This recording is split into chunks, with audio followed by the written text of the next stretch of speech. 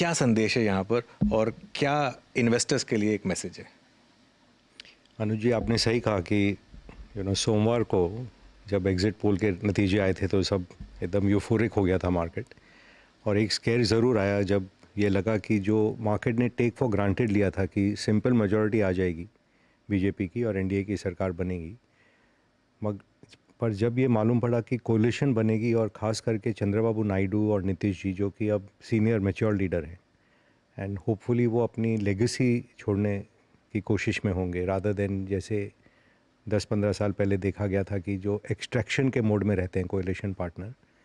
तो उससे I think लोगों को वापस थोड़ी काम लगी कि ये सरकार निकल जाएगी। और जो काम हुआ है पिछले 10 सालों में, वो आई don't think anyone can doubt कि जो इंफ्रास्ट्रक्चर में हुआ है या डिफेंस में हुआ है, इंटरनल सिक्योरिटी में हुआ है, ट्रांसपेरेंसी ऑफ द सिस्टम में हुआ है, हेल्थ केयर में हुआ है, हर घर में जैसे शौचालय बने हैं या गैस पहुंचा है, माने बहुत बहुत बेनिफिट गया, इंश्योरेंस गया है। तो ये काम चलते रहे और जारी रहे, तो उससे आई थिंक वापस एक बार एक सेंस ऑफ काम आ गया है मार्केट में। But having said that, it is a coalition, opposition is stronger, तो इट्स नॉट कि all things can get passed easily in parliament.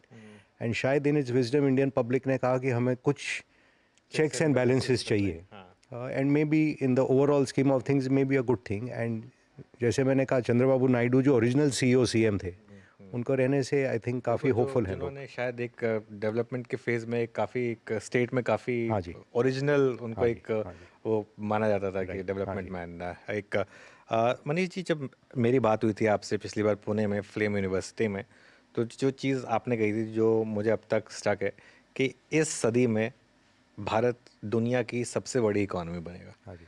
आपको लगता है कि पॉलिटिकल वर्डिक्ट इधर उधर होने से उस पर कुछ इम्पैक्ट आएगा नहीं और वो थीसिस जो है वो अभी भी इंटैक्ट है? आई थिंक सो कि कि मैं साइकिलों का काफ़ी स्टूडेंट रहा हूँ कि हर चीज़ का साइकिल रहता है दुनिया में। हम भी दिन होता है, रात होता है, सीजन्स होते हैं। तो वैसे ही हर एक नेशन का अपना डेस्टिनी होता है।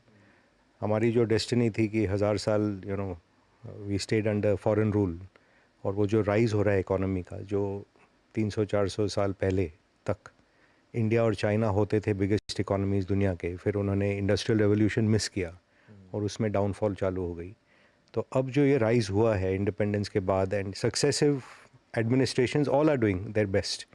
ऐसा नहीं है कि एक सरकार ख़राब है और एक सरकार अच्छी है, they are all trying to do what best they understand. बिल्कुल।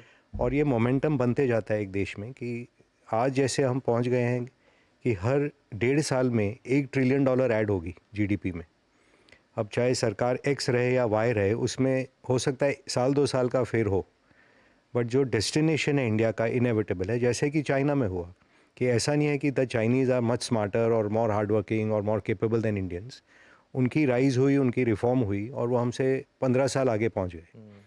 और वही मोमेंटम मुझे लगता है कि अब भारत का ये टाइम आ गया है, और जो डेमोग्राफिक प्रोफाइल भी है कि यंग है भारत, उससे ये ऑलमोस्ट इनएविटेबल है कि नंबर 3 तो खैर अगले 3-4 सालों में हो जाएंगे। नंबर 2 और नंबर 1 जब तक हमारा 100वां दशक होगा आज़ादी का, I would think by then we will be in striking distance of being the largest economy, and by okay. 75 तो surely I think we will be the largest economy. Okay, बिल्कुल, by 75 will be the largest या economy, ये खैर एक बड़ा view इस समय। अच्छा, एक चीज़ मनीष जी, अब क्योंकि हम मार्केट की बात कर रहे हैं, एक बहुत बड़ी बुल मार्केट में हम हैं इस समय। 2003 से जो 8 की बुल मार्केट थी वो करीब 5 साल की थी। ये कोविड के बाद बुल मार्केट शुरू हुई है, तो तकरीबन हम 4 साढ़े 4 साल इस बुल मार्केट में आ चुके हैं। क्या ये एक एजिंग बुल मार्केट है या क्या इसको दूसरे तरीके से देखना होगा कि नहीं, अभी ये हम समवेयर इन द मिडिल है? अनुज, आई थिंक 2008 के बाद जो दुनिया में नोट प्रिंटिंग का सिलसिला जारी हुआ, वो अब तक ख़त्म नहीं हुआ है।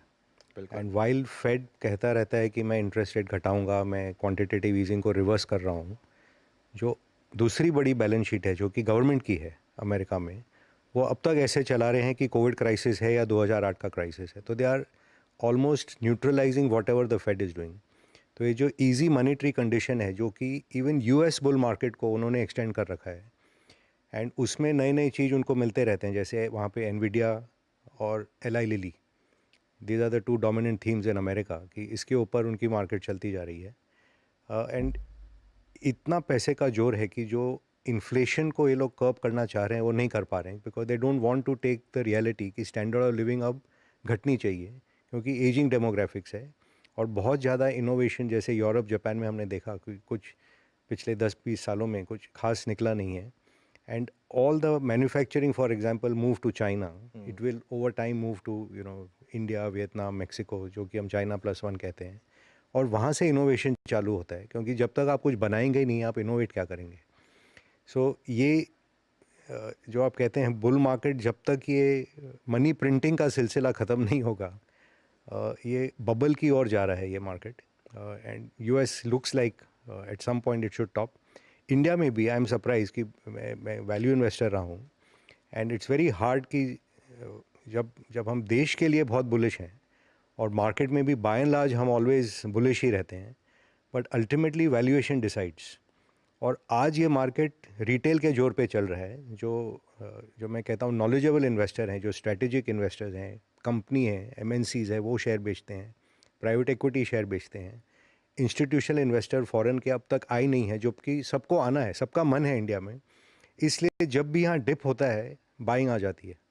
सो ये बुल मार्केट ख़त्म होने के दौर में नहीं है, ये अब तक मन में बना रखा है कि हमें और चढ़ना है यहाँ से। नहीं, लेकिन एक तरीके से थोड़ा इसमें खुशी भी होती है ना, क्योंकि अब तक हम ये मानते थे कि रिटेल हमेशा टॉप पे लेगा और उसके बाद बेचारा फंस जाएगा। हाँ जी। इस बार एग्जैक्टली उसका उल्टा हुआ है। हाँ जी। इस बार हर बार एफआईआईज ने टॉप पे लिया है और रिटेल ने एक्चुअली, इवन अगर आप ट्यूसडे का डेटा देखेंगे, रिटेल ने 21,000 करोड़ की सही बाइंग की बात है। है।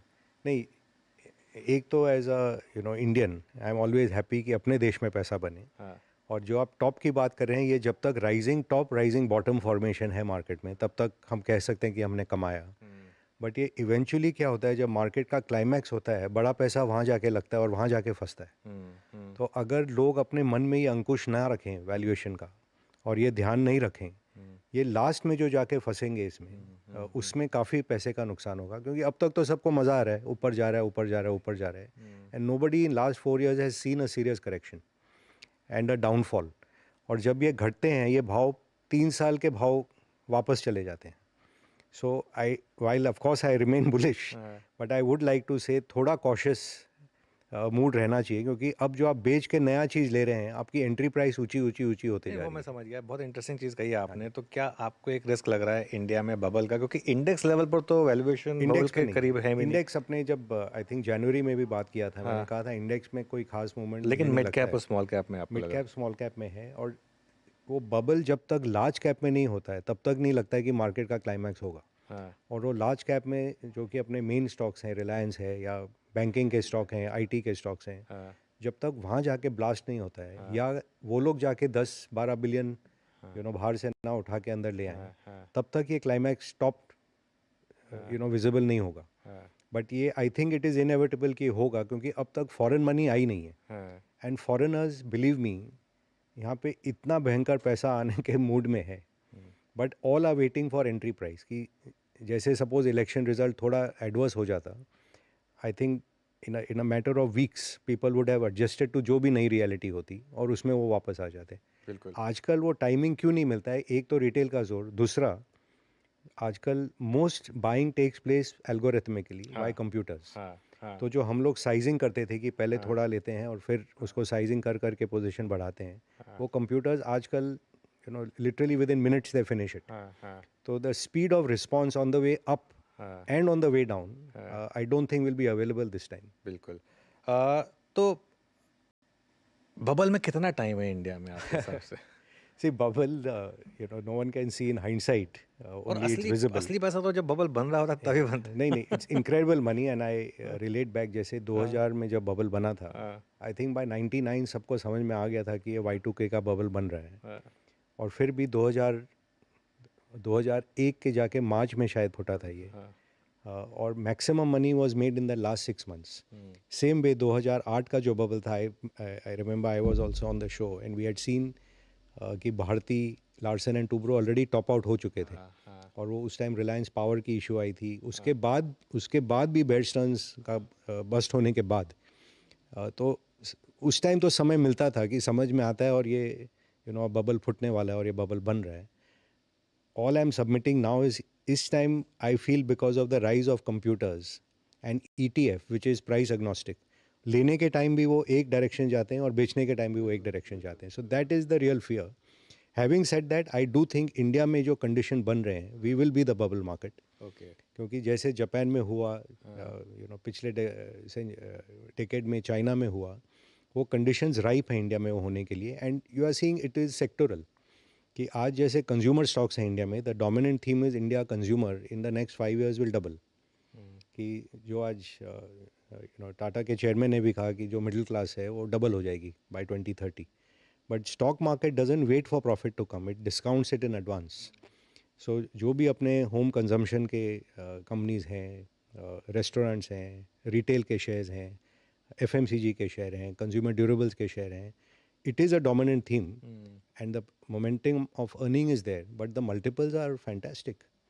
माने 10 मिलियन प्रॉफिट कमाते हो और 10,000 करोड़ की वैल्यूएशन होती है. मेरा अगला सवाल इसी पर था कि क्या इंडिया में अब वैल्यू इन्वेस्टिंग डेड हो चुकी है और पूरा मोमेंटम इन्वेस्टिंग कभी नहीं होता है. अब इस दौर में मोमेंटम है, तो मार्केट का साइकिल में हरदम ऐसे ही होता है कि शुरू में रिप्लेसमेंट वैल्यू, बुक वैल्यू, ये सब पे ध्यान देते हैं, एकदम डीप वैल्यू.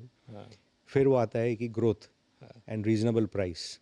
फिर आते हम लोग स्टार्ट थिंकिंग कि अब इसमें आगे में क्या हो सकता है, लेट्स थिंक ऑप्शन वैल्यू. और लास्ट फेज में मोमेंटम होता है. तो अलग अलग सेक्टर में ये चल रहा है. जैसे another favourite sector is semiconductor, EMS. And for sure 40-50% growth इनमें अगले 3-4 साल में. I don't think there is any problem. But multiple भी 70-80 के मल्टीपल हैं. तो 3 साल में अगर 50% भी ग्रो हुए, फिर भी they will and up at 30 multiple 3 years from now. And हमने ये IT में भी देखा ना कि एक बार इन्फोसिस के भी 100 के मल्टीपल होते थे. आज 20 के मल्टीपल पे किसको नहीं लेना है. कंपनी तो वही है, बहुत बढ़िया कंपनी है, वेल रन कंपनी है. So eventually multiples converge to return on equity. कि आप अपने नेटवर्थ पे आप क्या कमा सकते हो. और नेटवर्थ पे जो कमाई है अल्टीमेटली कन्वर्जेंस इज 15-20% ओनली. तो 20 के मल्टीपल के ऊपर आप जो भी ले रहे हो, यू शुड बी क्लियर कि मैं ये 3 साल, 5 साल, 8 साल आगे देख के ले रहा हूँ और इस 8 साल में कुछ भी हेरफेर नहीं होनी चाहिए. मेरे कन्विक्शन में भी और कंपनी के भी अर्निंग ट्रेजेक्ट्री में. So it suits. ऐसे कुछ नहीं है कि आप ऊंचे मल्टीपल का शेयर लेके नहीं कमा सकते हो. Actually the best companies with high multiples, if they continue at that rate, maximum money वहाँ बनता है. जैसे टाइटन का बहुत फेमस एग्जाम्पल है. राकेश जी ने बहुत कमाया टाइटन में. It was not a cheap stock at any time. And as it continue delivering, you continue to make wealth over there. Okay, चलिए एक बहुत छोटा सा ब्रेक ले रहे हैं हम. इसके बाद इस कॉन्वर्सेशन कंटिन्यू करेंगे मनीष चौखानी के साथ.